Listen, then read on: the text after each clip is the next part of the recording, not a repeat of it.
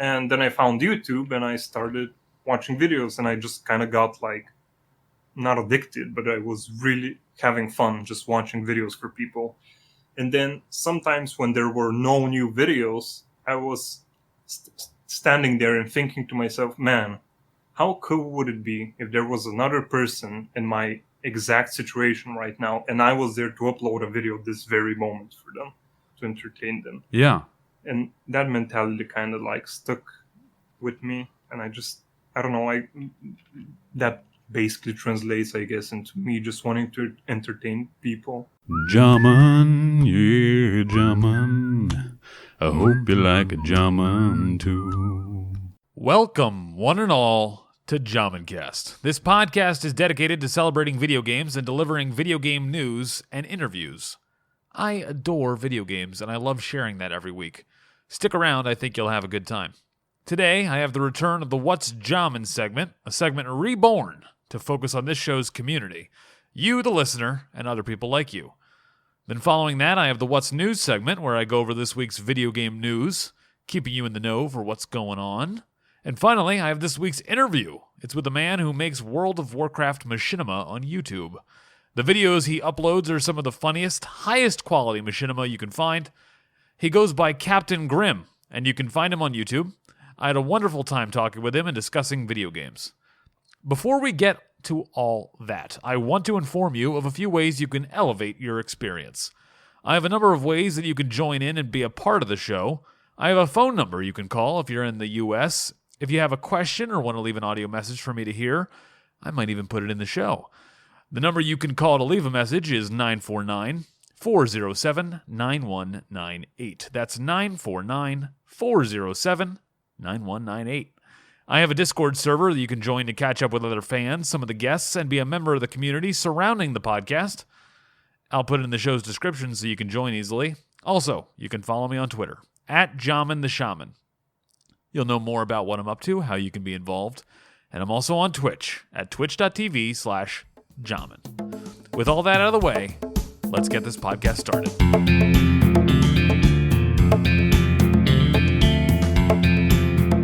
What's Jhaman, everyone? So we haven't had a What's Jhaman segment in quite a while. I had a phone call this week. Figured I'd share it with you. It's a little bit of a thing. So What's Jhaman? I want it to be more of a community segment. I want it to be things that you guys want to talk about. So if you have any information, if you have anything you want to talk about, feel free to hit me up. Again, the phone number, 949-407-9198. But here's Ace. He's got a little bit of an idea for us. Let's listen in. Good Sir Jhaman, it's your boy Ace. Hi, Ace. Hello. So I'm here on a flight path, Mm-hmm. and I'm thinking, like, man, people putting flight in the game is really an issue. And I thought, well, what if I could just fly on the flight path faster? What? That's all. Maybe offer a premium price to do that elite speed of flying. I think that'd be a pretty easy fix. Doesn't seem like it'd break the game. Not sure why that option hasn't been investigated. Uh-huh. Okay. Well, I'm on mine. Later, bro. Okay, so elite flight paths for what? For what gaming purpose? What are we talking about? I don't understand. Were you trying to get gold out of the economy? Are you trying to make mages less important? What's your goal here, Ace? What do you want? Luckily, we got another call from Ace to clarify his points. Let's listen in. Do not feature me on the stream. Mm-hmm. Well, okay, the podcast. But I'd like to extrapolate on that. Go ahead. Mages sell portals to certain locations. Right.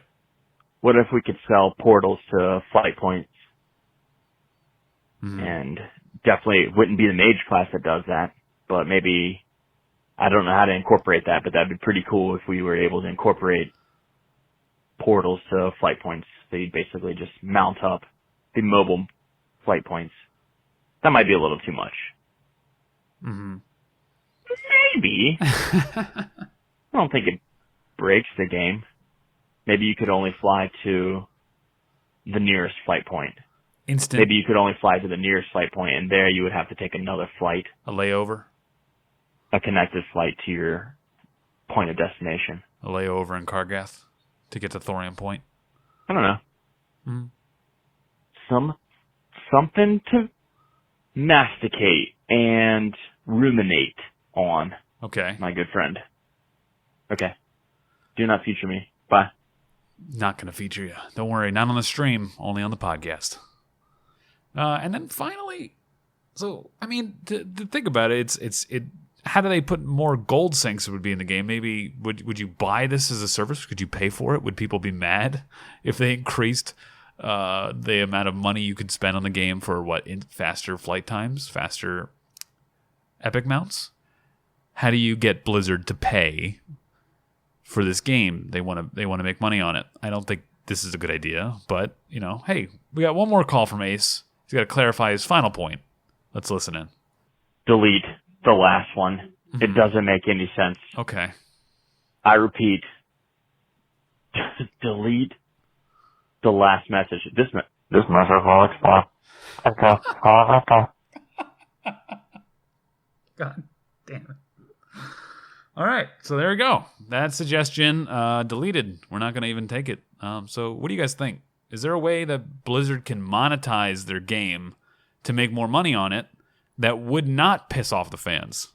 I honestly don't know of anyone that they could do that would be better. And would you want them to make things to try to make mages less important because of their necessity to how quickly you can travel around with a mage?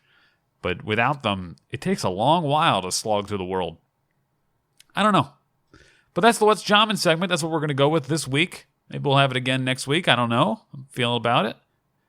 Again, you guys can tell me what you think. And we're going to go on to the What's News, guys. What's News with me, Jhaman. Here we go.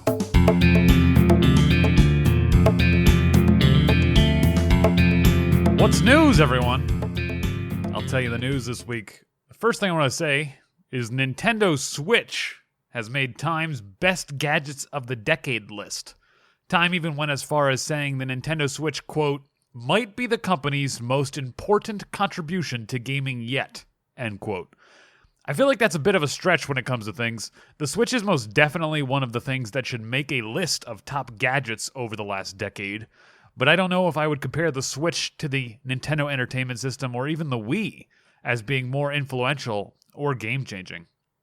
The Switch hasn't spawned Sony or Microsoft to create a similar product. After the Wii was such a success, you had the Sony PlayStation Move, the Xbox Kinect. They tried to emulate, create similar experiences that the Wii offered you.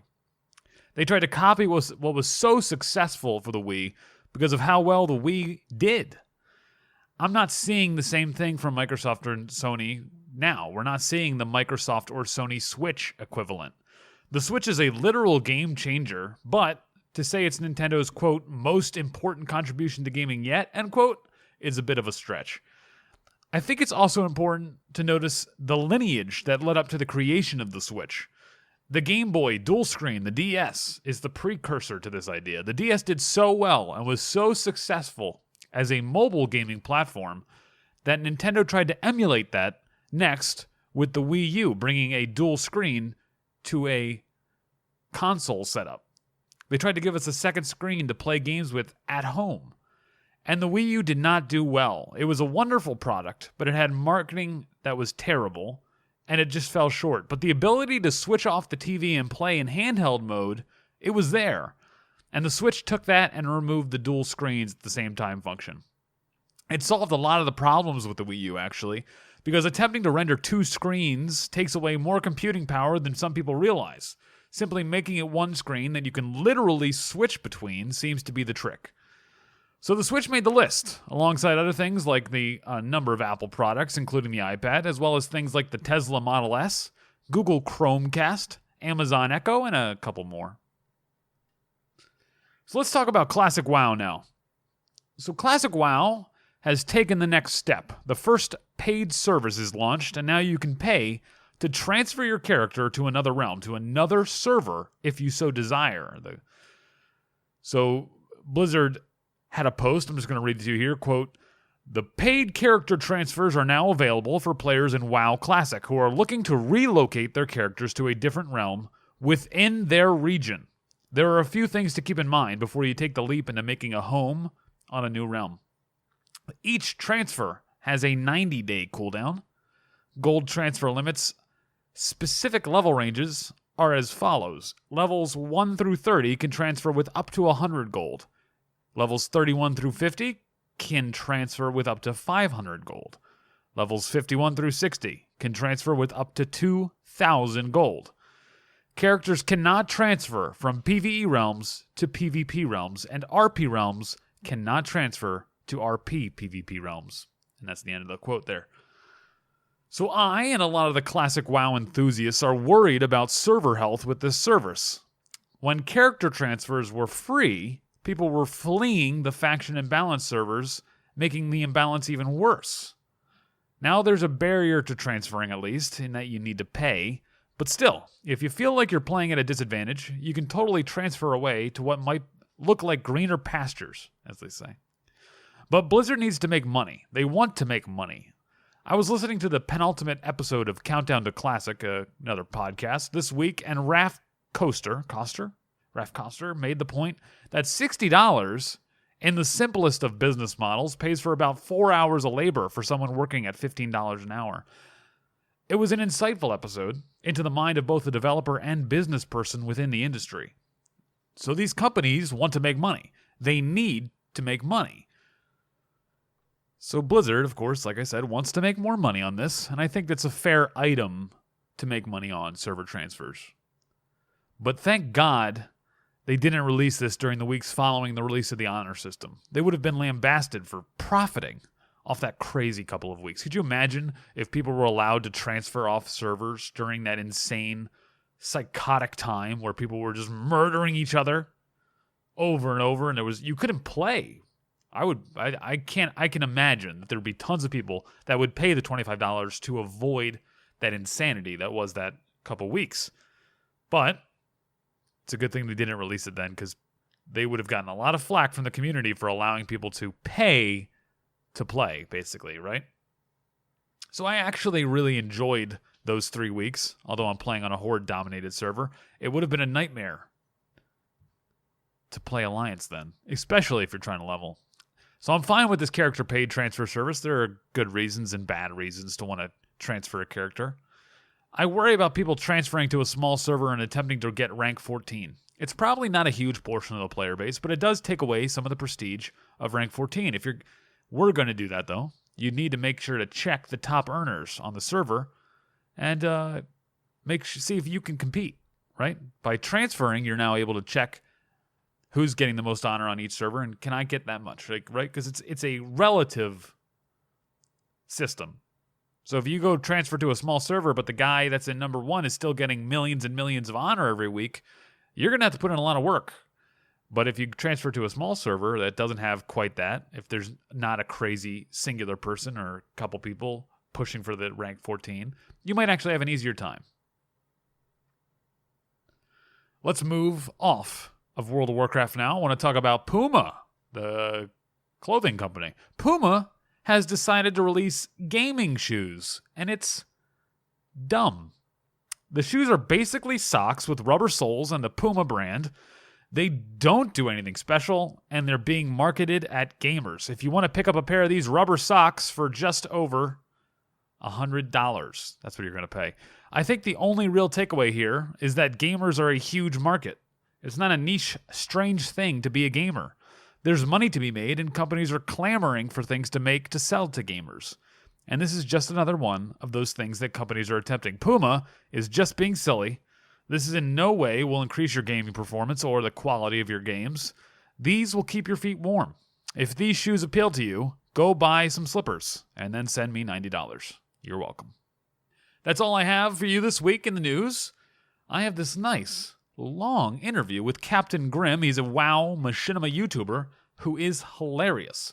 I love his videos, and he sat down with me to have a great conversation. I hope you enjoy.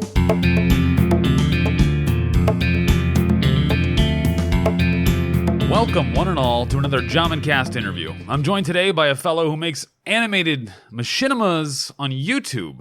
He's cracked me up and made me laugh and think about World of Warcraft through his hilarious videos. He's Captain Grimm. How are you, man? Hello. Thank you for joining me.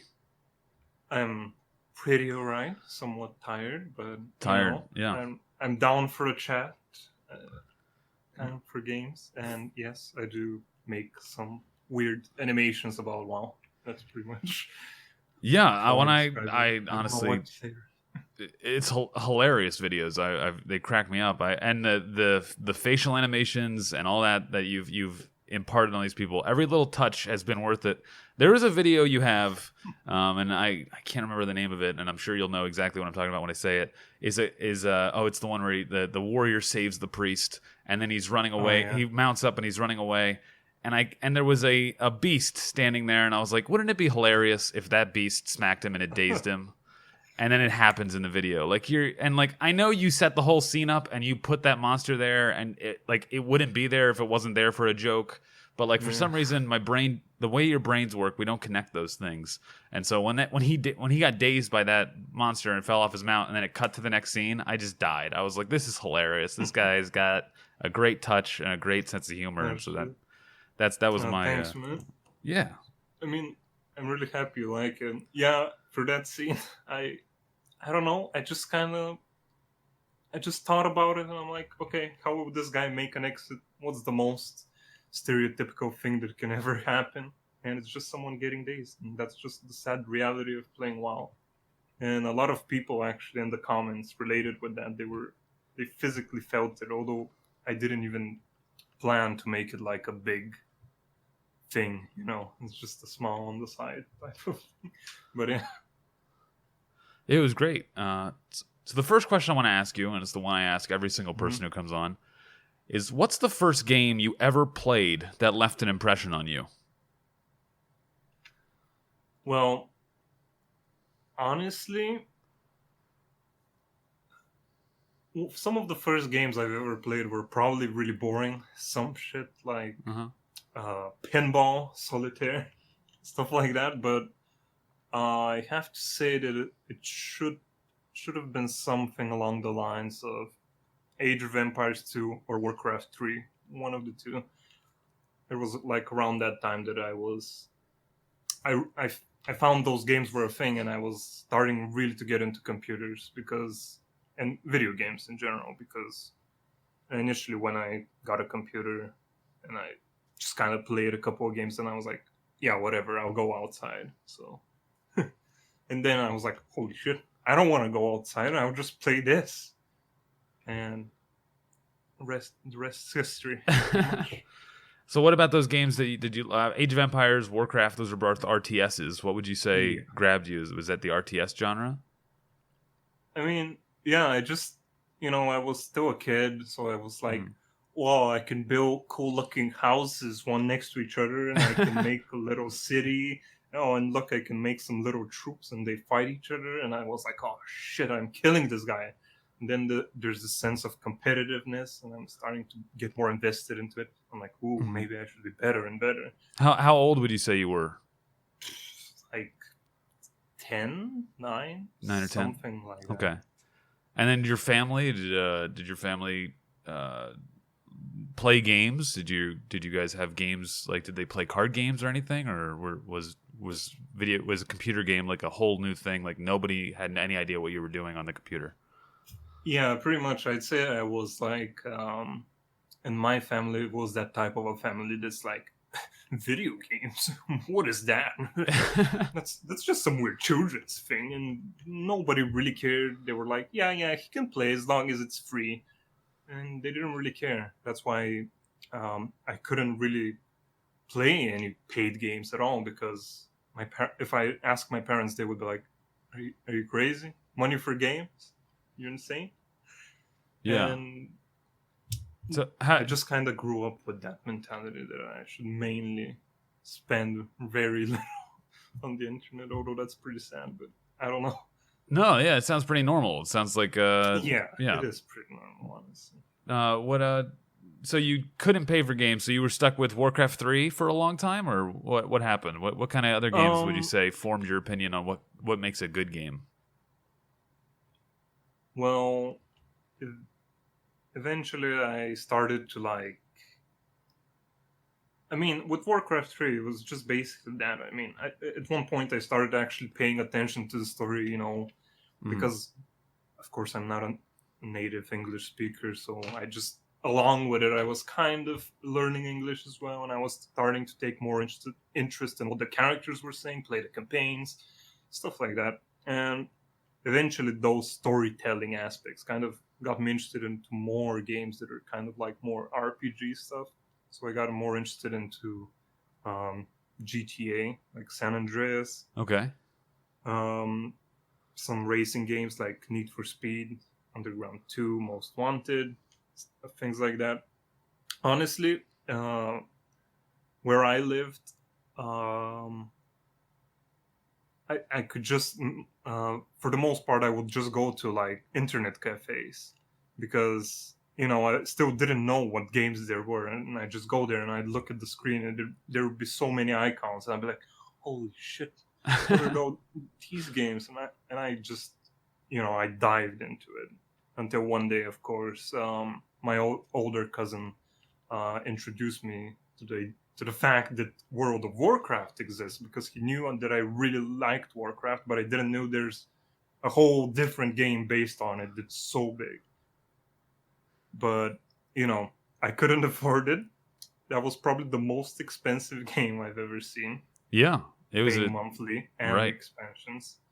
My parents were never gonna buy that, so I was just stuck watching videos and just salivating at the thought of maybe trying it one day. But yeah, until then I was just like playing free-to-play MMOs, honestly, just various ones. Gotcha. I think I was in a genre, a similar vein of that. I think I played MapleStory for a while. I'm trying to remember what the other one, Tibia, I think was one. I think I've heard of that one. There's a couple other free-to-play ones that. What free-to-play ones did you play? Do you remember anyone that you spent a lot of time on? I played.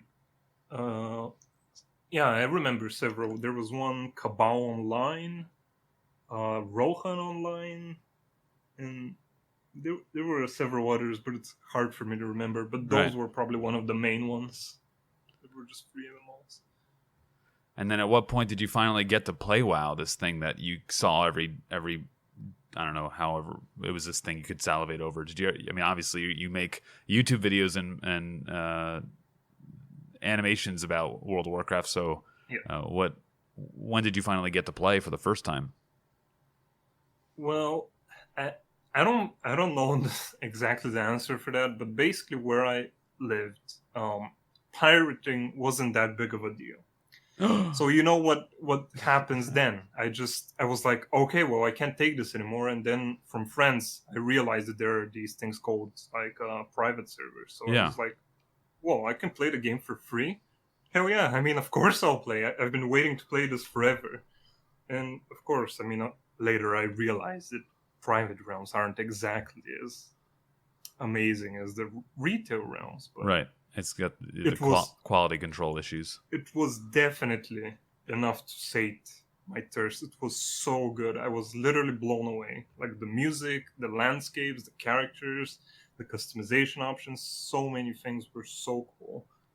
And I just pretty much I had it as my top game. And I always, along with my more casual games like WoW, because I'm not too hardcore of a WoW player. But on the side, I'd always have some competitive game. Like by the time I started playing League, and for a long time with Warcraft 3, I was playing Dota. So I just kind of had like this kind of a combination for a long time until eventually around not too long ago, honestly, like my 17th birthday, honestly, or 18th, I got actually retail just in time for Warlords of Draenor. Perfect. Warlords of Draenor. And I just dived into it, to the hellhole. I didn't even know people weren't okay with Warlords of Draenor. But honestly, you know what? It was pretty fun. I actually liked Warlords of Draenor. to an extent. Yeah. I guess just because it was my first actual dive into the Rio game. But yeah, private server wise, I just mainly started in Wrath Realms, and I played a lot of that. So yeah, I guess you could say I've technically played WoW for like, I don't know, 7, 8 years. Okay. Something like that. I don't. Gotcha. And then what got you into animation and YouTube stuff? What started you on that path? Well, back in the day, I was just, I wouldn't say lonely, but I was a type of a kid that didn't have a lot of friends and just stayed home all day. Yeah. And I had so much free time when you're in school. I didn't really do homework or stuff like that. So I would just stay on my computer and would play all day. And when I was tired of playing, I'd just look at my monitor and I'd be like, man, what am I supposed to do now? And then I found YouTube and I started watching videos, and I just kind of got like, not addicted, but I was really having fun just watching videos for people. And then sometimes when there were no new videos, I was standing there and thinking to myself, man, how cool would it be if there was another person in my exact situation right now and I was there to upload a video this very moment for them to entertain them? Yeah. And that mentality kind of like stuck with me, and I don't know, that basically translates, I guess, into me just wanting to entertain people. Yeah, this idea, and honestly, I could feel that very much so with my podcast. In that, I went online and I didn't know, I've learned about some since I've started. But I was like, man, I want content for me. Like, I want to make, this is what I would want to listen to, or I would want to watch. And I totally get that bug to want to make something that you don't have yet. Like, I'll make it if no one's made it. I'll make it. Yes, yeah, something like that. Yeah. And for the machinima animation parts, I guess I just like, with my interest in Warcraft and WoW, I just randomly started finding a lot of machinimas and other types of PvP videos for WoW, and I just watched those all day. Some machinimas I watched weren't even in English. I didn't understand them, but I was like, oh, look at how the characters move. Oh, he's saying something. That guy exploded, and I was like, shit, that's pretty fun. It's pretty funny. And I watched pretty much all the like OGs, I guess you could say. Yeah. Grandeur, Oxhorn, etc. Like all of them. Yeah. I've probably watched almost any machinimator out there, and I just enjoyed the variant. I enjoyed watching machinimas. I didn't really think I'd make them, but several years down the line, I was like, okay, I've been planning this for a while. I've been wanting to actually get into YouTube or content creation in general, so might as well try it. At the beginning, because I was playing League the most, honestly, I was trying to make some videos concerning League, and they were horrible. They were so bad, but they were getting some views. I was like getting 10, 20 subscribers here and there, and I was like, ooh, man, that's a lot. But barely. And one day, I was like, man, I don't know what to do. Why don't I just try making a machinima? Just randomly. I thought about it. Mm-hmm. And back then, I didn't really know what I was doing. My first machinima took me probably like 6 months or something to make. I really didn't know what I was doing, but I just kind of wanted to do it for the fun of it because I was still in high school and I had like lots of time. So I was like, yeah, might as well. So I thought of this random story about a Death Knight that didn't really have to do with anything at all. I just, at the moment, I was like, yeah, that could be cool. I didn't really think if people would like it or really care that much. But, eventually, after a lot of trial and error and a lot of reading up guides, watching videos on how to make stuff, I actually made it at the end. And it wasn't amazing, but it wasn't bad. And, I got like 20 subscribers from that, and I was like, holy shit, I've Eureka, I found it. That's it. I'm set. Nice. 20 subscribers, I've never seen so many people in my life. And I was like, yeah, maybe I should try making a bit more. And, turns out it's pretty fun. Sometimes tedious because just involves a lot of work, but it's fun. It's nice to see the finished product, see how Yeah. people react to it, and people seem to like it. So Yeah, I watched win-win, I guess. I watched some of the when you do facial animations on these guys. I'm like, oh my god, that must have taken work to just change that guy's eyes, to change his smile and his mouth. I'm like, man, that took a while to make. Not like I don't know. I don't have really any bearance of how long it takes to make. How long would you say it takes to make an average video for you? Well, honestly, that depends on how lazy I am. I'm generally a very lazy person, and that's really been bugging me, honestly, mentally, because lately I've been, I guess, more into trying to make more consistent content. Yeah, Of course, right now it's hard with my university and classes, but at some point, I started looking up at a lot of guides on discipline, mentality, and stuff like that, and I started improving in that sense. So that made me a lot better suited to make videos at a decent pace. So usually, if I am not trained or before, I would probably take like 3 weeks or so. I don't know, hmm but nowadays I could make it in 1 week if I really set myself on it. Right gotcha. now it's hard, but I would Yeah, say 1 week. A lot of the things are like kind of you learn them at one point, and then they don't take that much time anymore. right. It's kind of, As oh your well, I know process gets more well oiled and understood, you're like, yeah, that. I can Yeah, do pretty that. I can much. do that. And then you think about, oh, I'd like to change his face, and you're like, well, I've never changed a face, so how do I do that? Yeah, You and you actually figure it basically out. then you have to like look it up, spend the day doing research, try out and error, and then you're like, okay, I got it, and then you do it, and then from then on it's a lot more basic, of course.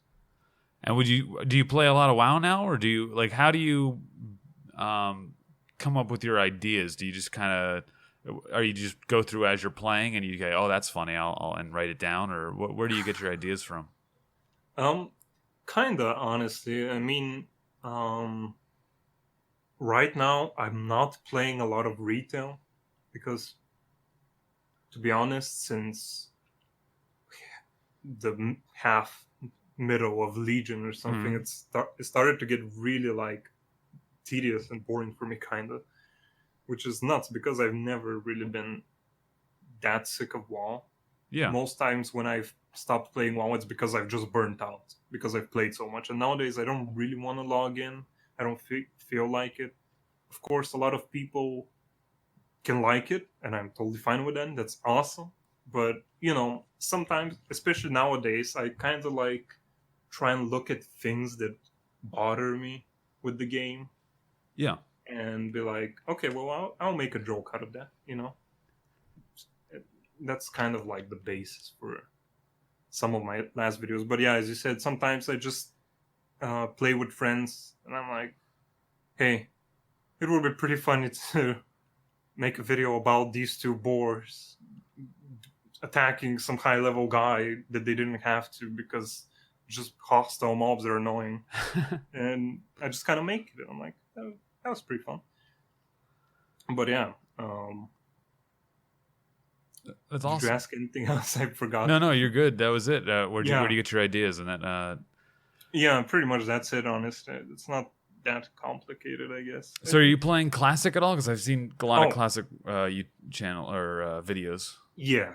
If I play WoW nowadays, it's definitely classic. Although I do have to say I have so little time that I don't really have too much time to level on classic. I'm level 48, and Yeah, it's been so long.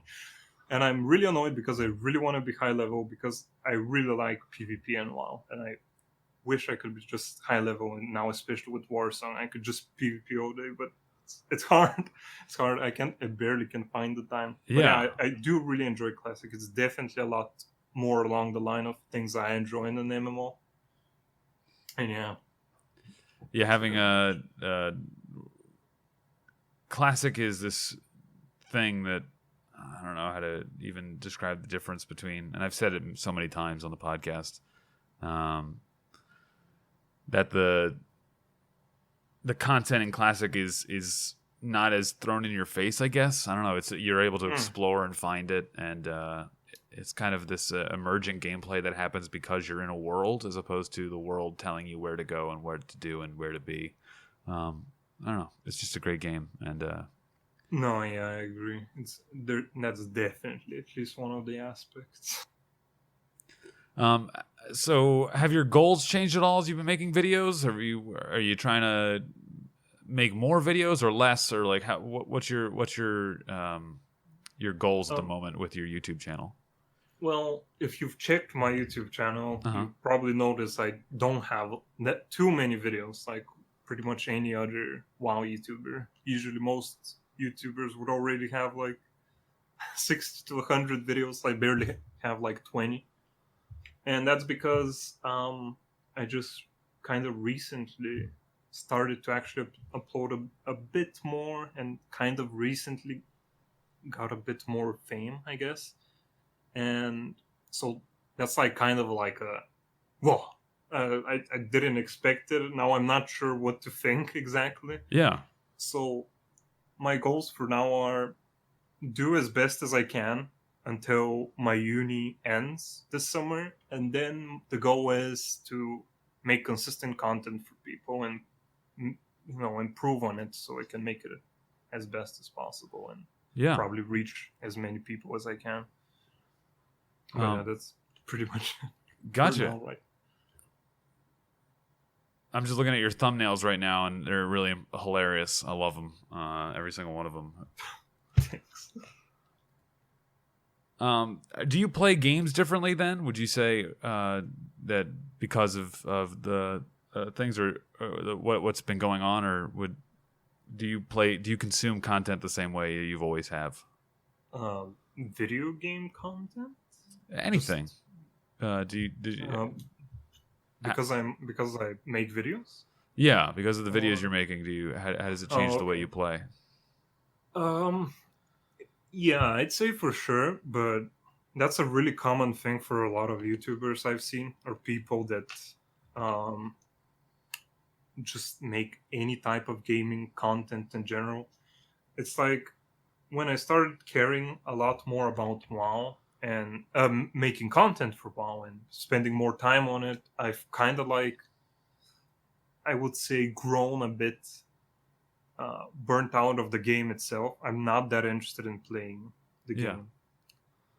I don't know. It's a weird thing, but that also kind of comes into play with that I also consume a lot less WoW content right now, YouTube videos Oh, or gotcha. streams. Usually I'd want to because I like them, but I don't know. There's something about that the fact that I make a WoW content now. It kind of makes me like I don't want to. I don't want to watch WoW content. Yeah. So It's I also don't want. it's time too. It sounds like you're really cut on time. You have university. You have Oh, the don't worry YouTube about channel. it. I always find time to watch videos, but what I'm trying to say by that is WoW is probably my least watched demographic or whatever of Okay. content right now. Somehow, I still watch occasionally some people that I personally know because I just enjoy their content. I watched mostly for them, not because of WoW. Okay. But yeah, it's definitely had an effect. And then, how is your family? Have you told them? Do they understand your success on YouTube? And do they have a comprehension of it, or are they still in No, the same vein of like, okay, that's fun. I'm glad you're enjoying that kind of thing. no, not at all. I haven't really told them that I make videos myself. Again, my own success, Yeah. if you can call it success, it's not that much. Right. Um, it's pretty recent, so and it's still like kind of unsure. I still have a lot of work to do, so I Yeah. don't feel like saying, "Hey mom, hey dad, look at me! I have some subscribers and I'm making a little bit of money. Can I quit university and just do whatever I want? Thanks." Like, eh, you know, I still don't feel in the mood to actually tell them. The convenient thing is that, I mean, of course, they've wanted me to have a job, and Yeah. the past couple of years, another reason why I don't have that many videos is that I worked as a video editor for two WoW YouTubers, Crucial and Hurmar Dex. Okay. Two amazing people and friends, and I love them. But basically, I just kind of like hung out with them, and they were like, "Hey, do you want to edit for us, and we can pay you?" And that was perfect because at the time I was kind of struggling with finding a job, and that was exactly what I needed. And I kind of vaguely told my parents, "Hey, I just kind of do some stuff on the internet concerning videos for people. Don't ask me any more questions." Kind of like nowadays I don't edit for people as much, but I still kind of will use the same excuse if they ask me how is work going or something like that. Gotcha. Yeah. Oh, great. I mean, on YouTube, it's been great. Well, yeah. So what games would you say you're currently playing? You're playing Classic WoW a little bit, but mostly University, you're saying? Is there anything else that's on your radar right now? Yeah, right now I probably play Dota 2 the most. Okay. And Hearthstone Battlegrounds is kind of interesting, although it frustrates me to no end from time to time. And Classic and stuff like Doom, Monster Hunter, occasionally, things like that. Like I'll probably play here and there. Oh, and something I usually ask that I kind of skipped over is how has gaming been a social thing for you? Did you have friends that played games, or was it more of like this is my special moment or my thing I did? Like how were games growing up a social thing? Oh yeah, I mean, I think games were a pretty fun social thing for me because I just had like a really small group of friends back in my hometown, and it wasn't a big town too, so a lot of people kind of knew each other, not necessarily as friends, but everyone was aware. And if someone started playing one big MMO or something, everyone would start playing it, and we would kind of like interact with each other. So, one of those games I mentioned earlier, like Cabal, or there was another one, Talisman Online, just free MMOs, and everyone would hear in the whole neighborhood, and we would just play, kinda. And even with my close friends, and we would meet up sometimes outside, we would chat about the game, would be like, okay, come over to my place later, let's do this dungeon or something. And it was pretty fun. Like, honestly, it definitely like enhanced my childhood, I would say, and definitely like made for some great moments. I couldn't say if it had a negative impact at all. Okay. Yeah. No. Yeah. That sounds awesome. That's exactly what I've. I think a lot of people grow up in the same vein. I've had people tell me before though that they have like games early on were a very like singular thing that they only did by themselves. They didn't really have other people, and then but yeah, games have evolved a lot over these last couple decades, and the social experiences have really expanded. So when you said Dota 2, why Dota 2? What's so great about it? Because this is one of those games that I try to play every once in a while, and because I played Dota a long time ago, and I used to know what I was doing, and now I have no clue. I feel like I'm completely lost, and I'm letting my team down constantly. What can you give me a tip on Dota? I know I don't know if you consider yourself an expert or anything, but as a person who doesn't play Dota at all right now, what's the deal with this game? Honestly, I would consider myself an average player right now. Perfect. Because a League was probably the main game I played for a long time. Initially, I started with Dota 1 and Warcraft 3 way back in the days. And now, kind of after that, I was like, oh, look at this new MOBA called League. I played that, and then at one point I was like, fuck League, this game is fucking dumb. They make the stupidest changes ever, and the creators are really dumb, and I got really pissed off, and I just stopped playing it.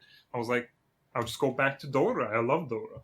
I've never stopped liking Dota, and I just went back to it. And now recently, I've just started like playing a lot more actively. I'm watching a lot of Dota content creators, which really helps to actually.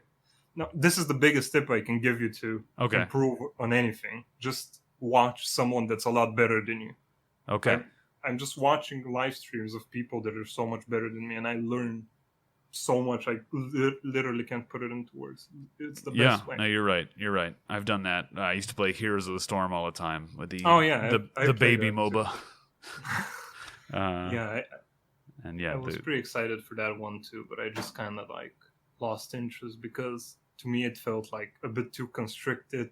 Stuff felt like way too oversimplified and small somehow. I don't know how to describe it, but everything feels small. Yeah. You can't burst someone a lot. Your spells travel 1 foot in front of you and barely do any damage, and I was just kind of like, Yeah, I think it was the fact that you can't get ahead of your team. It's fun.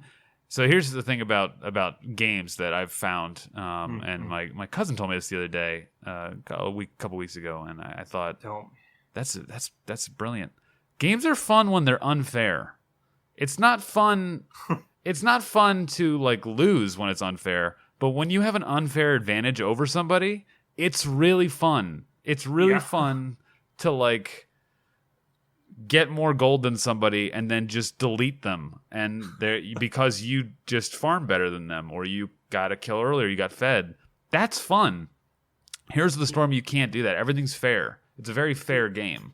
Yeah, that's pretty much almost in any game like the thing, You always have the trouble of being like, shit, we might lose because our team is doing shit. But then if you do well, it feels so good. And that's pretty much what it is for these competitive games. Yeah. And I mean, kind of the same with WoW. I wouldn't say it's the same in retail nowadays, especially for PvP. Because I used to be really interested in PvP. I was like, oh shit, look at this guy. He barely has any PvP gear. I have the full Relentless set in Cataclysm. Yeah. I'm gonna destroy this guy, and I just do. And that felt really satisfying to me. Yeah, you had this huge unfair advantage over him because you put in a bunch of work before him. Yeah, and you got Yeah, and if they had the same armor, I'd be like, well, okay, well then we'll just fight it out like normal people. But I still, it's the same aspect, kind of. Yeah, and Dota and MOBAs, it's pretty much the same. Just kind of like try and get ahead, destroy people, maybe make them rage a bit, and that's kind of funny. It's fun to know that the other person on the other end is throwing their keyboard. Because there's some satisfaction in beating other people. I have another cousin who told me once we were playing StarCraft 2 decades ago, and he was like, "God, I hate this." Like I was like, "Why?" It's like I was like this because we were playing a game and it was really even and we lost. He's like, "I hate losing. I don't want to play against people that are bad." And I was like, "Why is that fun? That's not fun." I was like, "What do you want to play like against babies with keyboards?" He was like, "Dude, that would be awesome if there was a baby with a keyboard we could play against." I was like, what? I was like, it blew my mind. I was like, how are you? And he was like, no, because it'd be so much fun to just win. We would win then. And I'm like, this doesn't make any sense to me. But it totally makes sense in a really weird way, and that it's fun to have the unfair advantage. I mean, I don't think a baby would have any cognizance of like losing, so I don't think that totally works as an analogy. But like, I guess like making a 12-year-old rage that would be a lot of fun. So I could say that. No, yeah. I mean, I still believe that like having a challenge in games is, very satisfying. Especially overcoming like that's true a really tough opponent and like, oh shit, yeah, get dunked on. Yeah, that's what I thought. Although you died like 12 times and your team carried you, but you still like kind of like have this boast. First try, that kind of thing. Not even close. But competitive games. Yeah, it's good stuff. I really like talking with people that like my content, and a lot of people DM me or something, and they're like, "Hey, I really like your stuff." It's pretty normal stuff for any content creator, but I kind of usually would like kind of try and chat with them because in my way of thinking, as we kind of talked about earlier, I make videos about WoW. They've watched my stuff. They know I like WoW. They know my humor, and I know they like it because they've told me. So we instantly have like a connection, and I'm like, this person could be fun to talk with. And just kind of chat with people. Yeah. It's pretty fun. When you meet someone in real life, you don't know if they play video games or not. But with content creation, you can totally know exactly what kind of games they play and what they like. Yeah, definitely. The other thing about streaming that I've noticed, and this is something that people don't take into account, I don't think, when they think about becoming a streamer, is that it takes time. And that sounds really dumb to like say, but like if you're online for 4 hours, you're online for 4 hours. That's 4 hours. Yeah, definitely. Like you're not doing anything else. You're sitting there at your computer playing a game, talking with people for 4 hours. And Yeah. it's not really like it's just the time. It's like a lot of mental effort, I'd say. What really annoys me is because, for instance, in my community, for example, Asmongold is pretty known because he's a huge WoW guy, Yeah. but he also like turned attention to some of my content, which I'm pretty thankful for. Yeah. I'm happy he likes it, but I get a lot of messages of people who dislike him, which is pretty common. A lot of people have controversial opinions and stuff, Yeah. which is normal. They can dislike what they dislike, but a lot of people just come up to me or something and, oh, look at Asmongold stealing content again. He's just sitting on his computer all day laughing at stuff. Yeah. And when people like you are just spending time on animations and stuff like that, I'm like, dude, how can you be so fucking dumb? Like, just talking for so long with so many people paying attention takes such a big strain, in my opinion. Yeah. Like, when I started making content, I honestly felt like I was gonna fall into a depression. Like, it really takes like a hit on your mental state. You have so much to worry about, and it's not like a normal job. It's kind of like you're your own boss. Your home is your own office. So it's really hard for an untrained mind to like kind of lose control and worry 24/7. Okay, I have to try and make content. Yeah. I have to work on this. Maybe it's very stressful, is what I'm Right. saying. Yeah. And I really hate like when people undermine the effort of like big streamers or something because I don't know, they just dislike him because some weird opinion, and they like Yeah. spread like, oh, he's just a freeloader. He doesn't do shit. He just watches stuff. I can watch stuff. Okay, Yeah. well, watch it. Right. Yeah. Turn your stream I don't on, know. start watching it, and see if you get It just people kind to of follow triggers you. me. Yeah. I can't help it. I can't help it. I'm very passionate about this debate. Well, Yeah. that's awesome, man. Yeah, but I totally agree. It's this idea of like I think people are just envious of stuff they Oh, see, yeah, and definitely, they just want to. They're like, well, I could do if he's just gonna sit there and watch YouTube videos all day. That's what I do all day. But I don't talk about it to anybody. I just do it myself. So like, Yeah, I mean, no, that's fine. Everyone can be envious. Like, mm, it's a pretty normal thing. Everyone's almost envious of something. They just might not want to say it out loud. But what bothers me is the fact that people are getting it wrong and really don't understand the effort that goes into it. Because someone like Asmongold, for example, I'm using him as the main example because yeah. a lot of people do it, but he's the biggest guy we know, kind of here. Right. He puts in obviously so much effort to try and entertain his audience, even with small things he says or does. Yeah, every little People, moment. Yeah. some people are like, haha, he's dumb. But, a lot of the things he does on purpose just give some entertainment to the people. And, that's admirable. You could just stand there and just look at your monitor and turn off your stream in 4 hours and call it a day. But, some people actually try to put an effort to make it even more entertaining for people, and stuff like that. Basically, I get it's it. pretty Yeah. strange. That's awesome, man. Yeah, he's his I know I've talked about my cousins a lot today, parent, but one of them was like, That's fine. "You got Captain Graham? He was on Asmongold," and I was like, "Oh, okay, cool." I was like, "Yeah, I saw his YouTube videos, and they're pretty awesome." He was, I know my cousin was like super excited, amped that you were going to join me, and I was like, "Yeah, it's good." I send your cousin lots of love. Okay, I'll tell him. I'm gonna clip it for him so I can just Very passionate love. I'm so happy that you came on, and I'm really thankful for it. Yeah, I mean, I'm happy you contacted me. It was pretty fun. I just like talking about these. I've been on a couple of podcasts before, and they're generally like pretty fun. To kind of chat about like mutual interests. Yeah. But Because like we said, you don't know what people like until you have to talk with them and chat with them, and that's fine. Like that's a totally normal thing. But being on the internet and having content, like Grim said, you can totally know what someone is doing and what someone likes before you even meet them.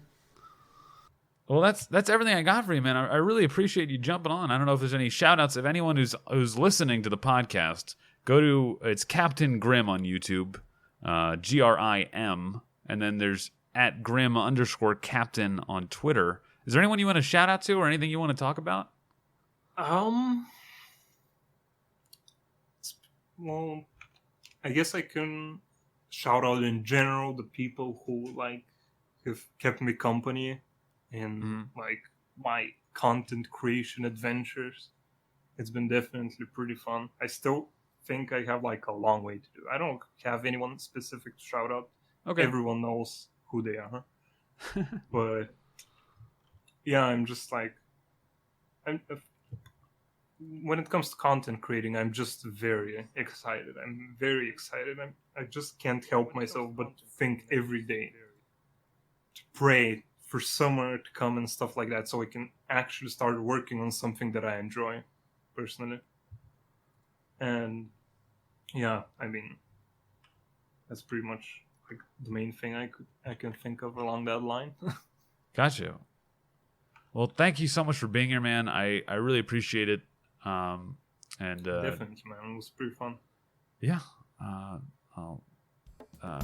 That's everything I got.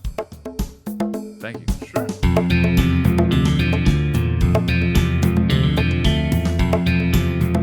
Thanks for listening. I hope you enjoyed that interview with Captain Grim. I was ecstatic to have him on and to talk about all the things that he enjoys and where he came from while focusing on video games. As for myself, as for this podcast, there's always more coming down the pipe. I release a new episode every Saturday that I hope you enjoy. So until then, have a great night, have a great life, and have a great morning.